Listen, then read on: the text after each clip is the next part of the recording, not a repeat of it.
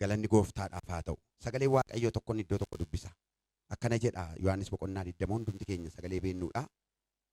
Guyyaa jalqabaa torbanitti gaafa sanbata guddaa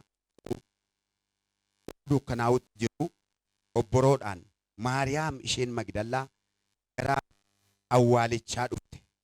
Dhagicha awwaalichaa ittiin cufanii turan awwaalicharraa akka fuudhame argite. Maqaan Waaqayyoo bara baraan eebbifamu. Ganama obboroodhaan sanbata guddaa ganama obboroodhaanii gara awwaalichaa dhaqxeetu Maariyaam isheen Magdalaadha.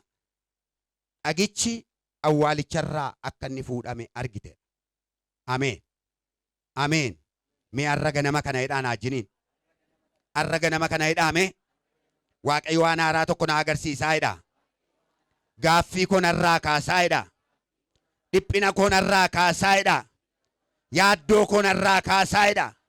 Sodaa koo narraa kaasaa hidha. Har'a iji koo hidhaame waan haaraa arga hidha. Mee waan haaraa arga hidha yaadi. Jabeessaa waan haaraan arga hidhaame. Mee waan haaraan argaa hidhaame. Haleluuyaa. Ganama kana Waaqayyo waan haaraa si agarsiisa. Mee ameen. Ganama kana Waaqayyo waan haaraa si agarsiisan jedhe. Mee jabeessaa ameen jedhame. Jabeessaa ameen jedhame. Haleluuyaa.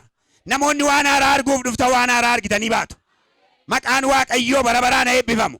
Namoonni waan haaraa arguuf dhuftan waan haaraa fudhattanii baatu. Haleluuyaa. Mee harka keessan raasaa si'a tokko.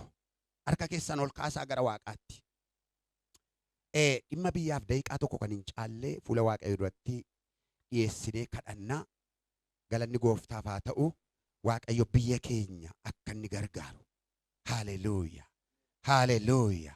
Waaqayyo biyya keenya akka inni gargaaru. Biyya keenya Waaqayyo akka inni gargaaru.